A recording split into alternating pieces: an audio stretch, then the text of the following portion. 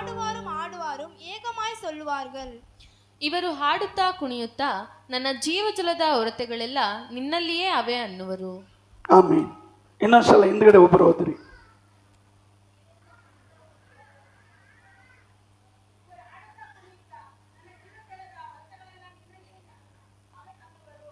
ಆಮೇನ್, hallelujah. ಇವರು ಆಡುತ್ತಾ ಕುಣಿಯುತ್ತಾ ಜೀವಜಲ ಹೊರತೆಗಳಲ್ಲಿ ನಿನ್ನಲ್ಲಿ ಅವೇ ಎಂದು ತಿಳಿದು ಇವರು ಕುಣಿಯುತ್ತಾ ನಲಿಯುತ್ತಾ ಕರ್ತನ ಬಳಿಗೆ ಬಂದ್ರೆಂಬುದಾಗಿ ದೇವರ ವಾಕ್ಯದಲ್ಲಿ ನೋಡ್ತೇವೆ. ಯಾಕಂದ್ರೆ ಸ್ವಾಮಿ ಹೇಳ್ತಾರೆ, ಯಾರಿಗಾದರೂ ದಾಹವಿದ್ರೆ ನನ್ನ ಬಳಿಗೆ ಬನ್ರಿ, ಜೀವಕರವಾದ ಜಲ ನನ್ನ ಹತ್ರ ಇದೆ, ಅದು ಕುಡಿಯೋನು ಒಂದು ಕಾಲವೂ ದಾಹಗೊಳ್ಳುವುದಿಲ್ಲ ಎಂಬುದಾಗಿ ಯೇಸು ಸ್ವಾಮಿ ಕರೆಯುವಂತ ವಾಕ್ಯವನ್ನ ನೋಡ್ತೇವೆ. ಆ ಜೀವ ಜಲವನ್ನ ಕುರಿತು ಈ ಕೀರ್ತನೆಯಲ್ಲಿ ಬರೆಯಲ್ಪಟ್ಟಿದೆ. ಆ ಜೀವ ಜಲ ಅಂದ್ರೆ ಅದು ಯೇಸು ಸ್ವಾಮಿನೇ. ಅದರಿಂದ ದಾಹವುಳ್ಳವನು ನನ್ನ ಬಳಿಗೆ ಬನ್ರಿ, ನಮಗೆ ಜೀವಕರವಾದ ನೀರನ್ನ ಕುಡಿಯೋದಕ್ಕೆ ಕೊಡ್ತೇನೆ ಅಂತೇಳಿ. ಹಲ್ಲೆಲೂಯಾ. ಅದರಿಂದ ಆ ಜೀವಕರವಾದ ಆ ಜೀವ ಜಲವನ್ನ ನಮಗೆ ಕೊಡುವುದಕ್ಕೆ ಆತನ ಶಕ್ತನಾಗಿದ್ದಾನೆ. ಅದರಿಂದ ಆತನನ್ನ ಮಹಿಮೆ ಪಡಿಸ್ತಾನೆ. ಮತ್ತು ದೇವರ ವಾಕ್ಯ ಜ್ಞಾನಕ್ಕೋಸ್ಕರ ಒಂದು ವಾಕ್ಯವನ್ನು ಓದಿ ಪವಿತ್ರ ರಾತ್ರಿ ಭೋಜನ ಆರಾಧನೆ ಇರೋದರಿಂದ ಸರಿಯಾದ ಸಮಯಕ್ಕೆ ನಾವು ಅದರಲ್ಲಿ ಭಾಗಿಗಳಾಗೋಣ. ಒಂದು ವಾಕ್ಯ ಯೋಹಾನ ಬರೆದ ಸುವಾರ್ತೆಯಲ್ಲಿ, ಯೋಹಾನ ಹೇಳಿದ ಸುವಿಶೇಷ 13ನೇ ಅಧ್ಯಾಯ 8ನೇ ವಾಕ್ಯ, 13ಾம் அதிகாரம் 8வது ವಚನ. ಪೇತ್ರನು, ನೀನು ನನ್ನ ಕಾಲುಗಳನ್ನು ಎಂದಿಗೂ ತೊಳೆಯಬಾರದು ಎಂದು ಹೇಳಿದ್ದಕ್ಕೆ ಯೇಸು, ನಾನು ನಿನ್ನನ್ನು ತೊಳೆಯದಿದ್ದರೆ ನನ್ನ ಸಂಗಡ ನಿನಗೆ ಪಾಲಿಲ್ಲ ಅಂದನು. பேதுரு அவரை நோக்கி நீர் ஒரு காலம் என் கால்களை கழுவப்படாது, ஒரு காலம் என் காலை கழுவப்படாது என்றான். இயேசு அவனுக்கு பிரத்யுத்தரமாக நான் உன்னை கழுவாவிட்டால் என்னிடத்தில் உனக்கு பங்கில்லை என்றார். என்னிடத்தில் உனக்கு பங்கில்லை. அல்லேலூயா. என்னிடத்தில் உனக்கு ಪಂಗಿಲ್ಲ. ವಾಕ್ಯಳತ್ತೆ, ಪೇತ್ರನು ನೀನು ನನ್ನ ಕಾಲುಗಳನ್ನು ಎಂದಿಗೂ. ಇವತ್ತು ನಾವೆಲ್ಲ ಏನು ಹೇಳ್ತೀವಿ, ಏಸಪ್ಪ ನನ್ನನ್ನು ಕಾಲನ್ನು ಮುಟ್ಬಾರ್ದು, ನನ್ನನ್ನು ಮುಟ್ಬೇಡ, ಹಲ್ಲೆಲೂಯಾ, ನನ್ನ ಕಾಲು ತೊಳಿಬೇಡ. ಪೇತ್ರನು ಹೇಳ್ತಾನೆ, ದೇವಾದಿ ದೇವನು, ರಾಜಾದಿ ರಾಜನು, ಕರ್ತಾದಿ ಕರ್ತನು ನನ್ನ ಕಾಲನ್ನು ಮುಟ್ಟದ, ನನ್ನ ಕಾಲನ್ನು ತೊಳೆಯದ. ಅಯ್ಯೋ, ನನ್ನ ಪಾಪದ ಕಾಲನ್ನು ಯೇಸು ಮುಟ್ಟಬಾರ್ದು. ಅದರಿಂದ ಆತನ ಪ್ರಾರ್ಥನೆ ಮಾಡ್ತಾನೆ, ಯೇಸಪ್ಪ ಇಲ್ಲ, ಬೇಡ ಬೇಡ ಬೇಡ, ನನ್ನ ಕಾಲನ್ನು ನೀನು ತೊಳೆಯಬಾರ್ದು. ಹಲ್ಲೆಲೂಯಾ. ಅದಕ್ಕೆ ದೇವರು ಸ್ವಾಮಿಯಲ್ಲಿ ಉತ್ತರ ಕೊಡ್ತಾರೆ, ಯೇಸು ನಾನು ನಿನ್ನನ್ನು ತೊಳೆಯದಿದ್ದರೆ ನನ್ನ ಸಂಗಡ ಆತನು ನಮ್ಮನ್ನು ತೊಳೆಯದೆ ಹೋದರೆ ಆತನ ಸಂಗಡ ನಮಗೇನಿಲ್ಲ, ಪಾಲಿಲ್ಲ. ಯಾಕಂದ್ರೆ ಆತನ ನಮ್ಮನ್ನು ತೊಳಿಬೇಕು, ಆತನೇ ನಮ್ಮನ್ನು ಶುದ್ಧೀಕರಿಸಬೇಕು, ಆತನೇ ನಮ್ಮ ಪಾಪಗಳನ್ನ, ಅಕ್ರಮಗಳನ್ನ, ಅನ್ಯಾಯಗಳನ್ನ, ಅಶುದ್ಧತೆಗಳನ್ನ ಆತನು ತೊಳೆದು ನಮ್ಮನ್ನು ಏನ್ ಮಾಡ್ಬೇಕಂತೆ, ಶುದ್ಧೀಕರಿಸಬೇಕು. ಆತನ ನಮ್ಮನ್ನು ತೊಳೆಯದೆ ಹೋದರೆ, ಆತನ ನಮ್ಮನ್ನು ಮುಟ್ಟದೆ ಹೋದರೆ ನಮ್ಮಲ್ಲಿ ಅನಿತ್ಯ ಜೀವ ಇಲ್ಲ. ಅದಕ್ಕೆ ಅವ್ರು ಹೇಳ್ತಾರೆ, ನೋಡಪ್ಪ, ನಾನು ನಿನ್ನನ್ನು ತೊಳೆದಿದ್ರೆ ನನ್ನ ಸಂಗಡ ನಿನಗೆ ಪಾಲಿಲ್ಲ. ನಾವೊಬ್ಬೊಬ್ಬರು ಆತನಿಂದ ತೊಳೆಯಲ್ಪಡುತ್ತವರಾಗಿರ್ಬೇಕು. ಯೇಸು ಕ್ರಿಸ್ತುವಲ್ಲ ನಮ್ಮ ಒಬ್ಬೊಬ್ಬರು ಕಳುವಪಟ್ಟಿರುಗನು, ನಮ್ಮ ಕಳುವಪಡಾವಿಟ್ಟ.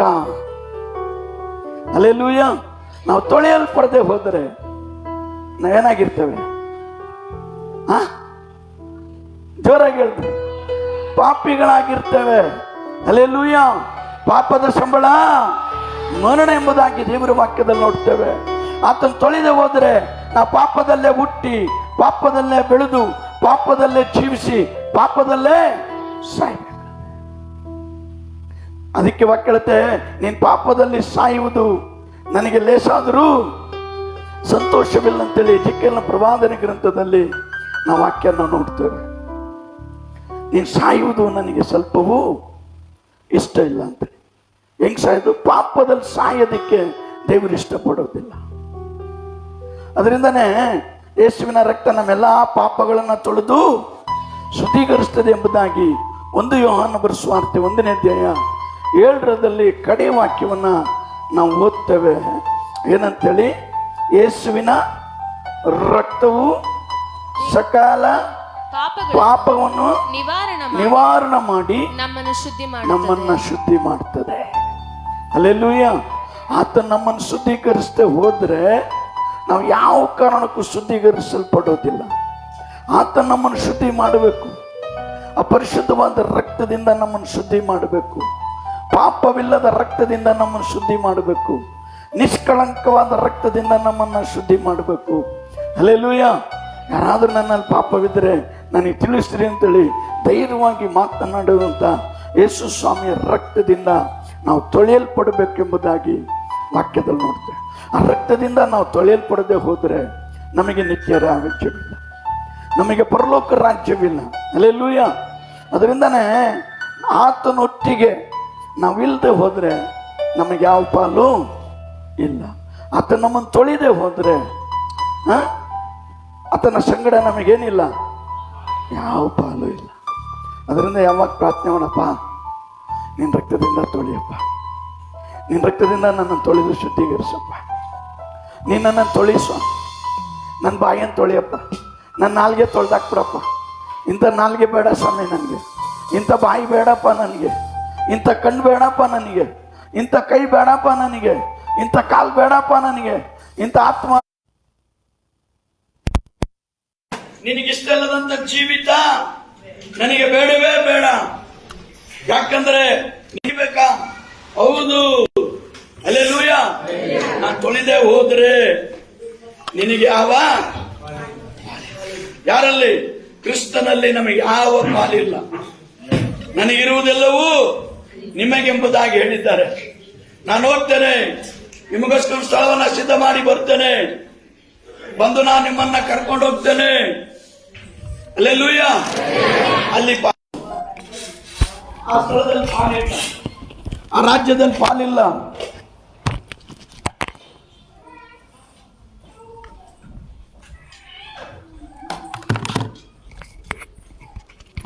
ಬಿಚ್ಚಲ ಕೊಡ್ಬೇಕು, ಬಿಚ್ಚಲನಲ್ಲಪ್ಪ ಕೊಡ್ಬೇಕು. ಪುಣ್ಯಾತ್ಮ. ಹಲ್ಲೆಲೂಯಾ. ಇದು ಗಂಟೆ ಆಗಿದೆ, 1 ನಿಮಿಷ ಆಯ್ತು. ಸೇವಕ ಕಾಣಲ್ಲ ಕ್ಯಾಮ್ರಾದಲ್ಲಿ.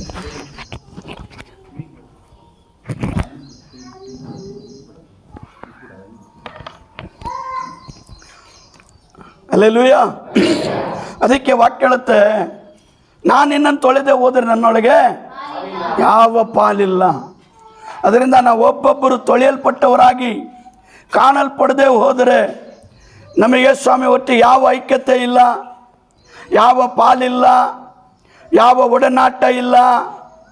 ತಲೆಯಿಂದ ಹಾಲ್ವರೆಗೂ ನಮ್ಮನ್ನು ತೊಳೆದು ಶುದ್ಧೀಕರಿಸಪ್ಪ. ತಲೆಯಿಂದ ಹಾಲ್ವರೆಗೂ ನಮ್ಮನ್ನು ತೊಳೆದ್ಬಿಡು ಸ್ವಾಮಿ. ನಮಗೆ ಯಾವ ಪಾಪನೋ, ಯಾವ ಕಳಂಕನೋ, ಯಾವ ನಿಷ್ಕಳಂಕ ಇಲ್ಲದಂತೆ ತಲೆಮಾರು ಶಾಪನೋ, ತಲೆಮಾರು ಪಾಪನೋ ನಮ್ಮಲ್ಲಿ ಇರಬಾರ್ದಪ್ಪ. ತೊಳೆದು ಬಿಡಪ್ಪ, ತೊಳೆದು ಬಿಡಪ್ಪ, ನಮ್ಮನ್ನು ಶುದ್ಧೀಕರಿಸಪ್ಪ. ನಿಮ್ಮಲ್ಲಿ ನನಗೆ ಪಾಲು ಬೇಕೆಂಬುದಾಗಿ. ಹಲ್ಲೆಲೂಯಾ. ನಾನು ತೊಳೆದೇ ಹೋದರೆ ನಿಮಗೆ ನನ್ನ ಸಂಗಡ ಪಾಲಿಲ್ಲ ಎಂಬುದಾಗಿ ದೇವರ ವಾಕ್ಯದ ನೋಡ್ತಾರೆ. ಅದೇ ಯೋಹಾನ ಸುವಾರ್ತೆಯಲ್ಲಿ 3ನೇ ಅಧ್ಯಾಯ 5ನೇ ವಾಕ್ಯ ಓದೋಣ. 3:5.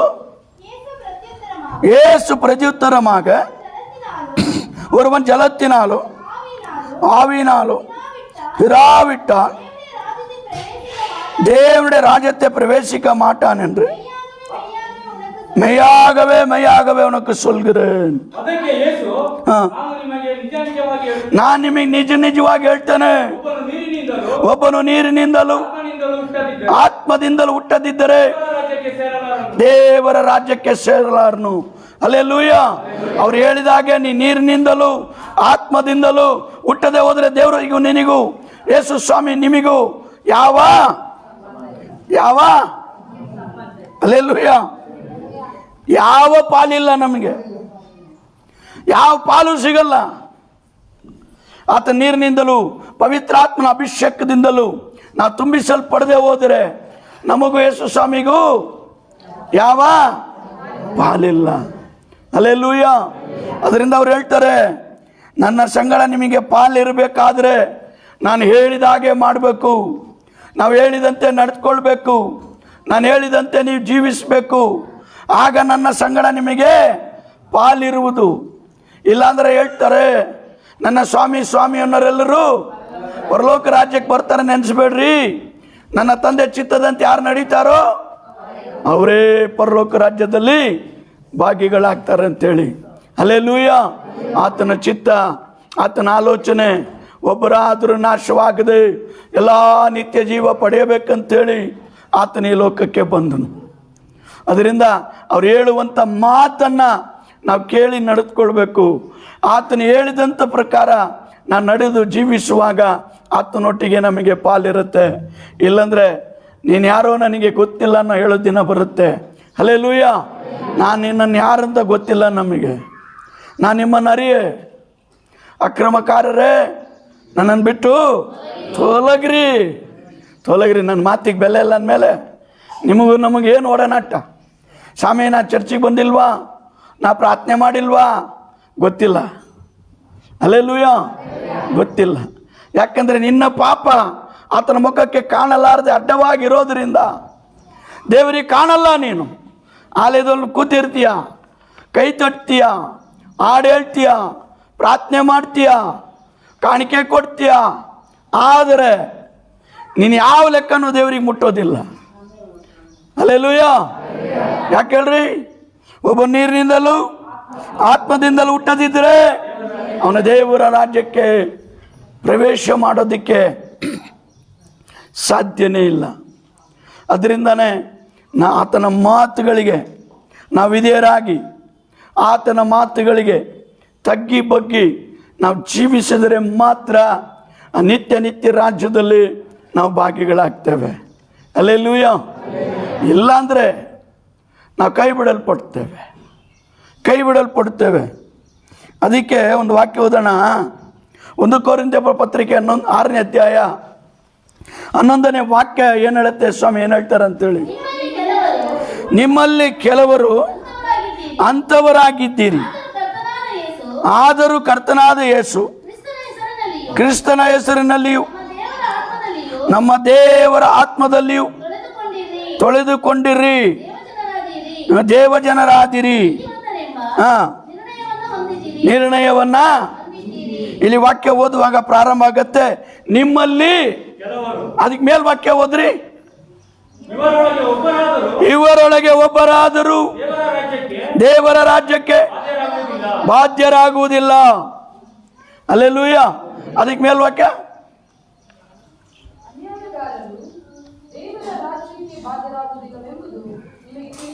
ಆಮೆನ್. ಹಲ್ಲೆಲೂಯ.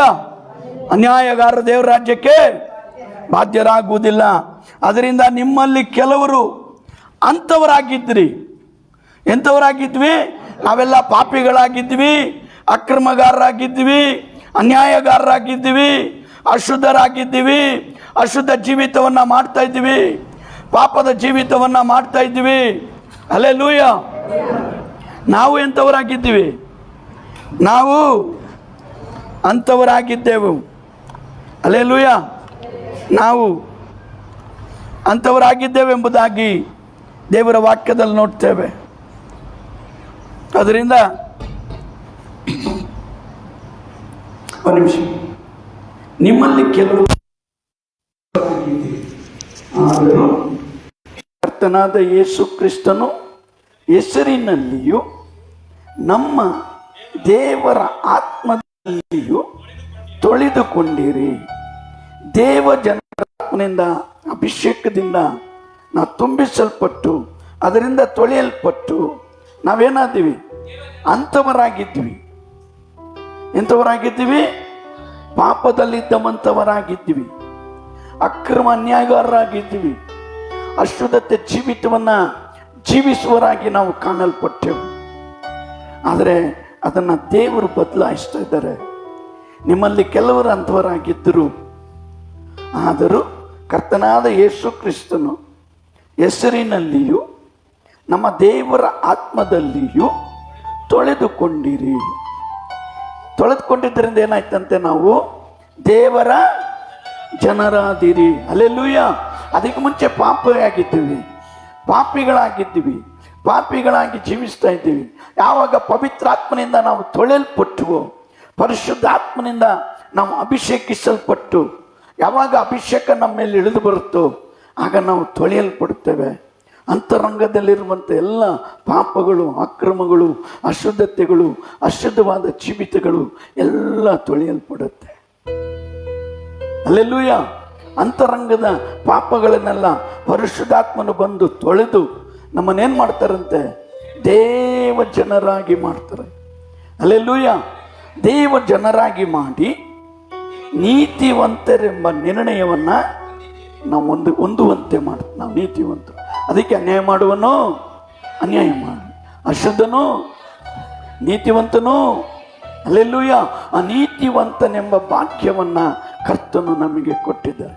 ಯಾವಾಗ ಆತನ ಮಾತನ್ನ ಕೇಳಿ ದೀಕ್ಷಾಸ್ಥಾನದ ಮೂಲಕ ತೊಳೆಯಲ್ಪಟ್ಟು ಪರಿಶುದ್ಧಾತ್ಮನ ಅಭಿಷೇಕ ಹೊಂದಲ್ಪಟ್ಟು ನಾವು ಆವಾಗ ದೇವ ಜನರಾಗ್ತೇವೆ. ಯಾರ್ಯಾರು ಆತನ ಮೇಲೆ ನಂಬಿಕೆ ಇಟ್ಟವರಿಗೆಲ್ಲ ದೇವರ ಮಕ್ಕಳಾಗುವ ಅಧಿಕಾರ ಕೊಡಲ್ಪಟ್ಟೆಂಬುದಾಗಿ ದೇವರ ವಾಕ್ಯದಲ್ಲಿ ನೋಡ್ತೇವೆ. ಅಲ್ಲೆಲ್ಲೂಯ್ಯ. ಆ ಅಧಿಕಾರ ದೇವ ಜನರಾಗ್ತೇವೆ. ಆಮೇಲೆ ನೀತಿವಂತರೆಂಬ ನಿರ್ಣಯವನ್ನ ಹೊಂದಿದವರಾಗಿದ್ದೇವೆ. ಅದರಿಂದನೇ ಆತನ ಮಾತು ನೀನು ನನ್ನ ಸಂಗಡ ನಿಮಗೆ ಪಾಲೇ ಇಲ್ಲ.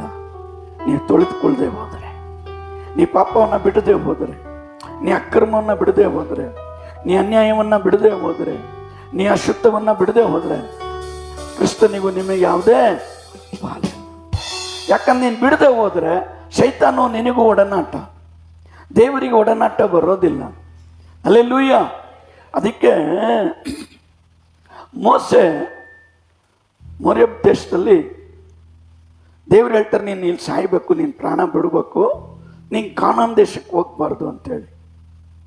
ಆಗ ಮೋಸೆ ದೂರದಿಂದನೇ ಬೆಟ್ಟದಿಂದ ಕಾನಾನ್ ದೇಶವನ್ನೆಲ್ಲ ನೋಡಿ ಆ ದೇಶಕ್ಕೆ ಹೋಗಕ್ಕಾಗದೆ ಬೆಟ್ಟದ ಮೇಲೆ ಜೀವ ಬಿಡ್ತಾರೆ. ಸತ್ತೋದಾಗ ಅಲ್ಲೇನು ನಡೆಯುತ್ತೆ, ಗಾಬ್ರಿಯಲ್ ಮಿಗಾಯಲ್ನು ಬಂದು ಆ ಶರೀರವನ್ನು ಸಮಾಧಿ ಮಾಡಕ್ಕೆ ಹೋಗ್ತಾನೆ. ಆಗ ಶೈತಾನ ಬರ್ತಾನೆ, ಮೋಸೆ ನಮ್ಮ ಶರೀರಪ್ಪ, ಮೋಸೆ ಪಾಪ ಮಾಡಿದ್ರಿಂದಾನೇ ಕಾನಾನ್ ದೇಶಕ್ಕೆ ಹೋಗಕ್ಕಾಗ್ತಾ ಇಲ್ಲ, ಕಾನಾನ್ ದೇಶದಲ್ಲಿ ಅವರಿಗೆ ಪಾಲಿಲ್ಲ, ಅವ್ರು ಮಾಡಿದ ತಪ್ಪಿಗೆ ಕೋಲ್ ತೋರಿಸು ಅಂದರೆ ಆ ಬಂಡೆಗೆ ಕೋಲಿಂದ ಹೊಡೆದು ತಪ್ಪು ಮಾಡಿದ್ರು. ಅದರಿಂದ ಮೋಸೆ ಕಾನಾನ್ ದೇಶಕ್ಕೆ ಹೋಗಲಿಲ್ಲ.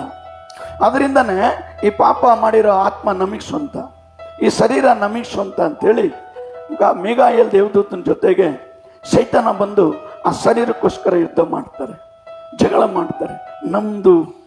ನಮ್ಮ ಶರೀರ ಇದು. ಯಾಕಂದರೆ ದೇವರನ್ನ ಮುಖವಾಗಿ ನೋಡಿದವರು, ದೇವರ ಮಾತನ್ನು ಕೇಳಿ ಇಸ್ರಾಯೇಲರಿಗೆ ತಿಳಿಸಿದವರು, ಇಸ್ರಾಯೇಲರಿಗೆ ನಡೆಸಿದವರು, ಇಸ್ರಾಯೇಲಿಗೆ ಆಹಾರ ಬೇಕಾದರೆ ಆಕಾಶದಿಂದ ಮನ್ನಾ ಬರಂಗೆ ಪ್ರಾರ್ಥನೆ ಮಾಡಿದವರು, ಬಂಡೆಯಿಂದ ನೀರು ಬರಂಗೆ ಪ್ರಾರ್ಥನೆ ಮಾಡಿದವರು. ಅಲ್ಲೆಲ್ಲೂಯ್ಯ. ಅಂಥವ್ರ ಶರೀರಕ್ಕೆ ಇವಾಗ ಶೈತಾನ ಬಂದಿದ್ದಾನೆ, ಇದು ನಮ್ಮ ಶರೀರಪ್ಪ. ಆಗಾಗ ಮಿಗಾಯಲ್ ಹೇಳ್ತಾನೆ, ದೇವರು ನಿನ್ನನ್ನು ದಂಡಿಸಲಿ ಅಂತೇಳಿ ಕೊನೆಗೆ ಅಲ್ಲಿ ದೇವರೇ ಸಮಾಧಿ ಮಾಡ್ತಾರೆ ಅಂತೇಳಿ ದೇವರ ವಾಕ್ಯದಲ್ಲಿ ನೋಡ್ತೇವೆ. ಅಲ್ಲೆಲ್ಲೂಯ್ಯ. ಯಾಕಂದರೆ ಸಮಯ ಸಂದರ್ಭಗಳಲ್ಲಿ ನಾವು ಭಾಳ ಎಚ್ಚರ ವಹಿಸಿರಬೇಕು, ಹೇಳುವ ಮಾತನ್ನು ಸರಿಯಾಗಿ ಕೇಳಬೇಕು. ಹೋದ ವಾರ ನಾವು ಕೇಳಿದ್ವಲ್ಲ, ಮಾತು ಕೇಳದೆ ಹೋದರೆ ಏನಂತೆ, ವಿಗ್ರಹಾರಾಧನೆಗೆ ಸಮಾನ ಎಂಬುದಾಗಿ ಹೋದ ವಾರ ನಾವು ವಾಕ್ಯ ಕೇಳಲಿಲ್ವಾ? ಮಾತು ಕೇಳುವುದು ಉತ್ತಮ, ಮಾತು ಕೇಳದೆ ಹೋದರೆ ಅದು ವಿಗ್ರಹಾರಾಧನೆಗೆ ಸಮಾನ ಎಂಬುದಾಗಿ ದೇವರ ವಾಕ್ಯ ಹೇಳುತ್ತೆ. ಅದರಿಂದ ಕೆಲವು ಸಲ ನಾವು ಮೋಸೆ ಆಗಲಿ ಅವರೇ ತಪ್ಪುದ್ರಂತೆ, ಅಲ್ಲೆಲ್ಲೂಯ್ಯ, ನಾವು ತಪ್ಪಲ್ವ ಅಂತ ನೆಪ ಹೇಳಬಾರ್ದು. ಅವ್ರು ಬಾಯಿ ತಪ್ಪಿ ಮಾಡಿದ್ರು, ನಾನು ಮಾಡಲ್ಲ, ನಾನು ಎಚ್ಚರವಾಗಿರ್ತೇನೆ, ನಾನು ಇನ್ನೂ ಎಚ್ಚರವಾಗಬೇಕು. ಯಾಕಂದರೆ ಯೇಸು ಸ್ವಾಮಿ ನನಗೋಸ್ಕರ ಕಲ್ವಾರಿ ಶಿಲ್ವೆಯಲ್ಲಿ ಸತ್ತು ಮೃತ್ಯುಂಜಯನಾಗಿದ್ದಾರೆ. ಅಲ್ಲೆಲ್ಲೂಯ್ಯ. ಅದರಿಂದ ನಾನು ಎಚ್ಚರವಾಗಿರಬೇಕು, ಎಚ್ಚರ ವಹಿಸಬೇಕು ಅಂತ ಆಗ ಶರೀರವನ್ನು ದೂತರೆ ಮಣ್ಣು ಮಾಡ್ತಾರೆ ಎಂಬುದಾಗಿ ದೇವರ ವಾಕ್ಯದಲ್ಲಿ ನೋಡ್ತೇವೆ. ಅದರಿಂದನೇ ಕೆಲವು ಸಲ ನಾವು ಸರ್ಪದಂತೆ ಜಾಣರಾಗಿಯೂ ಪಾರಿವಾಳದಂತೆ ನಿಷ್ಕಪಟಿಗಳಾಗಿರ್ಬೇಕು. ಏನೋ ಬಾಯಿದೆ ಅಂತ ಮಾತಾಡಬೇಡ, ದುಡುಕ್ಬೇಡ, ದೇವ್ರ ಮುಂದೆ ಮಾತನಾಡು. ಅಲ್ಲೆಲ್ಲೂಯ. ಸರಿ, ಇನ್ನೊಂದು ವಾಕ್ಯ ಓದ್ಕೊಳ್ಳೋಣ. ತೀತನು ಬರೆದ ಪುಸ್ತಕದಲ್ಲಿ 3ನೇ ಅಧ್ಯಾಯ 5ನೇ ವಾಕ್ಯ 7ರವರೆಗೂ ಓದ್ಬೇಡ, ಟಮೆ ಹೋಯ್ತು. ತೀತ 3:5. ನಾವು ಮಾಡಿದ ಪುಣ್ಯಕ್ರಿಯೆಗಳ ನಿಮಿತ್ತದಿಂದಲ್ಲ, ಆತನ ಕರುಣೆಯಲ್ಲಿಯೇ ಪುನರ್ಜನ್ಮವನ್ನು ಸೂಚಿಸುವ ಸ್ನಾನದ ಮೂಲಕವಾಗಿಯೂ ಆತನು ಪವಿತ್ರಾತ್ಮನು ನಮ್ಮಲ್ಲಿ ನೂತನ ಸ್ವಭಾವವನ್ನು ಉಂಟು ಮಾಡುವುದರ ಮೂಲಕವಾಗಿಯೂ ಆತನು ನಮ್ಮನ್ನ ರಕ್ಷಿಸಿದನು. ಹಲ್ಲೆಲೂಯ. ಸರಿ, ಎಲ್ಲರೂ ಓದನ್ವಾ? Right, start. ನಾವು ಎಲ್ಲರೂ ಶಬ್ದ ಬರಲಿ. ನಾವು ಮಾಡಿದ ಪುಣ್ಯಕ್ರಿಮೆಗಳ ನಿಮಿತ್ತದಿಂದಲ್ಲ, ಆತನ ಕರುಣೆಯಲ್ಲಿಯೇ ಪುನರ್ಜನ್ಮವನ್ನು ಸೂಚಿಸುವ ಸ್ನಾನದ ಮೂಲಕವಾಗಿಯೂ ಆತನ ಪವಿತ್ರಾತ್ಮನು ನಮ್ಮಲ್ಲಿ ನೂತನ ಸ್ವಭಾವವನ್ನು ಉಂಟು ಮಾಡುವುದರ ಮೂಲಕವಾಗಿಯೂ ಆತನು ನಮ್ಮನ್ನ ರಕ್ಷಿಸಿದನು. ಹಲ್ಲೆಲೂಯ. ಇಲ್ಲಿ ವಾಕ್ಯ ಹೇಳುತ್ತೆ, ನಮ್ಮ ಪುಣ್ಯದಿಂದ ನಾವು ಇವತ್ತು ಯೇಸುಸ್ವಾಮಿ ಹತ್ರ ಬಂದಿಲ್ಲ, ನಾವು ಪುಣ್ಯ ಕಾರ್ಯಗಳು ಮಾಡಿ ಯೇಸುಸ್ವಾಮಿ ಹತ್ರ ಬಂದಿಲ್ಲ. ಯಾಕಂದ್ರೆ ನೀತಿವಂತ ನಾನು ಒಬ್ಬನಾದರೂ ಇಲ್ಲ ಅಂತ ದೇವ್ರ ವಾಕ್ಯ ಹೇಳುತ್ತೆ. ಎಲ್ಲರೂ ಪಾಪಿಗಳೇ ಎಂಬುದಾಗಿ ದೇವ್ರ ವಾಕ್ಯ ಹೇಳುತ್ತೆ. ಹಲ್ಲೆಲೂಯ. ಎಲ್ಲರೂ ಪಾಪದಿಂದ ಹುಟ್ಟಿದವರೇ, ನಾವೆಲ್ಲ ಪಾಪವಿಲ್ಲದವರ ಹುಟ್ಟಿದ್ದೆ ಸ್ವಾಮಿ ಒಬ್ಬರೇ. ಅದರಿಂದ ನಮ್ಮ ಮಾಡಿದ ಪುಣ್ಯಕ್ರಿಯೆಗಳ ನಿಮಿತ್ತ ಅಲ್ಲ, ಆತನ ಕರುಣೆಯಿಂದ ಈ ಲೋಕದ ಮೇಲೆ ಎಷ್ಟೋ ಪ್ರೀತಿಯನ್ನಿಟ್ಟು ತನ್ನ ಒಬ್ಬನೇ ಮಗನನ್ನು ಕಳಿಸಿಕೊಟ್ಟನು. ಆತ ನಮ್ಮ ಒಬ್ಬನಾದರೂ ನಾಶವಾಗದೆ ಎಲ್ಲ ನಿತ್ಯ ಜೀವ ಪಡೆಯಬೇಕಂತೇಳಿ ಆತನು ತೋರಿಸಿದ ಕರುಣೆಯ ನಿಮಿತ್ತ, ಆ ಕರುಣೆಯ ನಿಮಿತ್ತ ನಮಗೇನಾಯ್ತಂತೆ? ಪುನರ್ಜನ್ಮ ಆಯಿತು. ಹಲ್ಲೆಲೂಯ. ಪಾಪದ ಜನ್ಮ ಸತ್ತೋಯ್ತು, ಹೊಸ ಜನ್ಮವನ್ನ ದೇವರು ನಮಗೆ ಕೊಟ್ಟು ಪುನರ್ಜನ್ಮ, ಪರಲೋಕಕ್ಕೆ ಹೋಗುವಂತ ಪುನರ್ಜನ್ಮವನ್ನ ಆತನು ನಮಗೆ ಕೊಟ್ಟನೆಂಬುದಾಗಿ ವಾಕ್ಯದಲ್ಲಿ ನೋಡ್ತೇವೆ. ಹಾಗೆಂದರೆ ಪುನರ್ಜನ್ಮ ಸೂಚಿಸುವ ಸ್ನಾನದ ಮೂಲಕವಾಗಿ ಆ ಪಾಪಕ್ಕೋಸ್ಕರ ನಾವು ಸತ್ತು ಉಣಲ್ಪಟ್ಟು, ಹಲ್ಲೆಲೂಯ, ಪುನರ್ಜನ್ಮ ಹೊಸ ಜನ್ಮ ಹೊಂದ್ಕೊಂಡು ಎದ್ದಂಥವರು. ಅದರಿಂದನೇ ಆ ಸ್ನಾನದ ಮೂಲಕವಾಗಿಯೂ ಆತನ ಪವಿತ್ರಾತ್ಮನ ನಮ್ಮಲ್ಲಿ ನೂತನ ಸ್ವಭಾವವನ್ನು ಉಂಟು ಮಾಡುವುದರ ಮೂಲಕ, ಅಂದರೆ ಯಾವಾಗ ಪವಿತ್ರಾತ್ಮನು ನಮ್ಮೊಳಗೆ ಬರ್ತಾರೋ ಆಗ ನಮ್ಮ ಜೀವಿತ ಬದಲಾಗತ್ತೆ. ಹಲ್ಲೆಲೂಯ. ಆಗ ನಮ್ಮ ಜೀವಿತ ಬದಲಾಗತ್ತೆ. ಎಪ್ಪ ಪರಿಶುದ್ಧ ಆವಿಯಾನವರು ಉಣುಕೊಳ್ಳೋ ವರಾರೋ ಅಪ್ಪ ಉಣುಕೊಳ್ಳೋರು ಮಾತ್ರ ಉಂಡಾகும். பரிசுத்த வார்த்தை, பரிசுத்தமா பயம், அந்த பக்தி, அந்த பரிசுத்தம், அந்த ಕೀಳ್ಪಡಿದಲು ತಾನಾ ವரும். ಯಾವಾಗ ಪವಿತ್ರಾತ್ಮನು ನಮ್ಮೊಳಗೆ ಬರ್ತಾರೋ ಆಗ ನಮ್ಮ ಜೀವಿತದಲ್ಲಿ ಒಂದು ಬದಲಾವಣೆ ಬರುತ್ತೆ. ಹಲ್ಲೆಲೂಯ. ಒಂದು ಬದಲಾವಣೆ ಬರುತ್ತೆ, ಒಂದು ಬದಲಾವಣೆ ಉಂಟಾಗುತ್ತೆ. ಅದಕ್ಕೆ ನಿನ್ನೆ ಒಂದು ಮೋಹನ್ ಶಿಲಾಸರಣ ಒಂದು ಚಿಕ್ಕ ಸ್ಟೋರಿ ಹೇಳ್ತಾರೆ, ಹೇಳಿ ನಾನು ಮುಗಿಸ್ಬಿಡ್ತೇನೆ. ತಂದೆ ತಾಯಿ ಎಲ್ಲ ರಕ್ಷಣೆ ಹೊಂದಿದ್ರು, ಮಗ ರಕ್ಷಣೆ ಹೊಂದಿಲ್ಲ, ಚರ್ಚಿಗೆ ಹೋಗ್ತಿದ್ದಿಲ್ಲ, ಇವರೇ ಪ್ರಾರ್ಥನೆ ಮಾಡೋರು, ಬರೋರು, ಹೋಗೋರು. ಇವನಿಗೇನು ಹೇಳಕ್ಕೆ ಬರ್ತಿಲ್ಲ, ಭಾರಿ ಸಿಟ್ಟುಗಾರ. ಏನಂದ್ರು ಅದನ್ನು ಹೊಡೆದಾಕೋದು, ಇದನ್ನು ಹೊಡೆದಾಕೋದು, ಮನೆ ಬಿಟ್ಟು ಹೋಗ್ತೀನಿ ಅನ್ನೋದು. ಏನು ಮಾಡೋದು ತಂದೆ ತಾಯಿ ಗೊತ್ತಾಗ್ತಿಲ್ಲ, ಭಾರಿ ಟೆನ್ಷನ್. ಹೀಗೆ ಬೆಳೀತಾ ಒಂದು ದಿವಸ ಅವನಿಗೆ ಭಾರಿ ಟೆನ್ಷನ್ ಬಂತಂತೆ. ಟೆನ್ಷನ್ ಬಂತು ಅಂಥೇಳಿ ಸರಿ ಬೈಬಲ್ ತೆಗೆದು ಹಿಂಗೆ ಓದಕ್ಕೆ ಹೋಗಿದ್ದಾನೆ.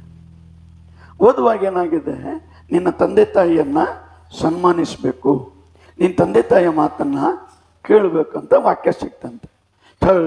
ಇದರಲ್ಲೂ ನಮ್ಮ ಅಪ್ಪಮ್ಮನ ಕಥೆ ಇದೆ ಅಂಥೇಳಿ ಬೈಬಲ್ನ 2 ಭಾಗ ಕಿತ್ತು ಬಿಸಾಕ್ಬಿಟ್ಟು ಅರ್ದ್ಬಿಟ್ಟ. ಆಗ ತಂದೆ ತಾಯಿ ಖುಷಿಯಾಗಿದ್ದಲ್ಲ, ಮಗ ಬೈಬಲ್ ಓದ್ತಾನಂತೇಳಿ. ಯಾವಾಗ ಬೈಬಲ್ ಅರ್ಧಾಕ್ಬಿಟ್ನೋ ಇವ್ರಿಗೆ ಭಯಂಕರ ಬೇಜಾರಾಗ್ಬಿಡ್ತು.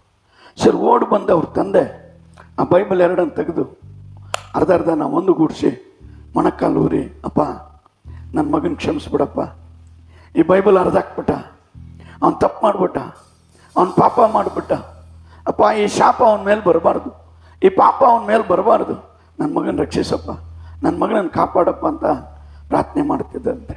ಅದನ್ನು ನೋಡಿ ಅವರಮ್ಮ ಒಲೆ ಗ್ಯಾಸ್ ಆಫ್ ಮಾಡಿಬಿಟ್ಟು ಅವರು ಬಂದು ಮೊಣಕಾಲೂರಿ, ಹೌದಪ್ಪ ನನ್ನ ಮಗ ಗೊತ್ತು ಮಾಡಲಿಲ್ಲ, ತಪ್ಪಾಯಿತು, ಕ್ಷಮಿಸಪ್ಪ ಕ್ಷಮಿಸಪ್ಪ ಕ್ಷಮಿಸಪ್ಪ ಅಂತೇಳಿ ಪ್ರಾರ್ಥನೆ ಮಾಡಿದ್ರಂತೆ. ಆವಾಗ ಇವು ಜೀವಿತದ ಒಂದು ಬದಲಾವಣೆ ಬಂತು. ಅಯ್ಯೋ ನಾನೆಂಥ ತಪ್ಪು ಮಾಡಿಬಿಟ್ಟೆಲ್ಲ. ಅವನು ಮೊಣಕಾಲೂರಿ ಆವಾಗಲೇ ಪ್ರಾರ್ಥನೆ ಮಾಡಿ ಒಪ್ಪಿಸ್ಬಿಟ್ರಂತೆ. ಅಲ್ಲೆಲ್ಲೂಯ್ಯ. ಇದನ್ನು ಯಾಕೆ ಹೇಳಿದೆ ಅಂದರೆ, ಮೋಶೆಲಾಜರನಿಗೆ ಒಬ್ಬರು ಸಹೋದರು ಸಿಕ್ಕಿದ್ರಂತೆ. ಅವ್ರು ಏನು ಭಾಳ ಸೈಲೆಂಟ್ ಅಂತೆ, ಮಾತಾಡುವಾಗ ಭಾಳ ಮೃದುವಾಗಿ ಸೈಲೆಂಟಾಗಿ ಮಾತಾಡೋರಂತೆ. ನೀವು ಹುಟ್ಟಿದಾಗಿಂದ ಈಗೇನಾ ಅಂಥೇಳಿ ಕೇಳಿದ್ರು. ಇಲ್ಲ ನಾನು ದೊಡ್ಡರು ಹೊರಟ ಮಾತೆತ್ರ ಜಗಳ ಮಾಡ್ತಿದ್ದೆ. ಆವಾಗ ಈ ಬೈಬಲೆಲ್ಲ ಅರ್ಧಾಕಿದ ಕತೆ ಹೇಳಿದ್ನಂತೆ. ಹೇಳ್ಬಿಟ್ಟು ಈಗ ನಾನು ರಕ್ಷಣೆ ಹೊಂದಿದ್ದೀನಿ, ಅದರಿಂದ ನನಗೆ ಹಳೆಯ ಸ್ವಭಾವ ಯಾವುದೂ ಇಲ್ಲ, ಸಿಟ್ಟು ಬರಲ್ಲ, ಕೋಪನೂ ಬರಲ್ಲ, ಯಾರತ್ತಾದರೂ ಮಾತಾಡೋಕ್ಕೆ ಭಯನೂ ಬರುತ್ತೆ, ಅದರಿಂದ ನಾನು ಸೈಲೆಂಟ್ ಆಗಿದ್ದೀನಿ. ಅಲ್ಲೆಲ್ಲೂಯ್ಯ. ಯಾಕಂದರೆ ಆ ಪವಿತ್ರಾತ್ಮನ ಒಳಗೆ ಬಂದಾಗ ಆ ಮನುಷ್ಯನ ಜೀವಿತ ಏನಾಗುತ್ತೆ, ಸಂಪೂರ್ಣವಾಗಿ ಮಾರ್ಪಡುತ್ತೆ, ಸಂಪೂರ್ಣವಾಗಿ ಬದಲಾವಣೆ ಉಂಟಾಗತ್ತೆ. ಅಲ್ಲೆಲ್ಲೂಯ್ಯ. ಅದಕ್ಕೆ ಪವಿತ್ರ ಆತ್ಮನು ಆ ನೂತನ ಸ್ವಭಾವವನ್ನು ಉಂಟು ಮಾಡುವುದರ ಮೂಲಕವಾಗಿ ಆತನು ನಮ್ಮನ್ನು ರಕ್ಷಿಸಿದನು. ನೂತನ ಸ್ವಭಾವ. ஒருவன் கிறிஸ்துக்குள் இருந்தால் புதிய ಸೃಷ್ಟಿಯಾக்கப்படுவான், பழையது ஒழிந்து போயின எல்லாம் புதியதாಗಿ. ಒಬ್ಬನು ಕ್ರಿಸ್ತನಲ್ಲಿದ್ದರೆ ಅವನ ನೂತನ ಸೃಷ್ಟಿಯಾದನು, ಹಳೆಯದೆಲ್ಲ ಹೋಯ್ತು, ಎಲ್ಲವೂ ನೂತನವಾಯಿತು.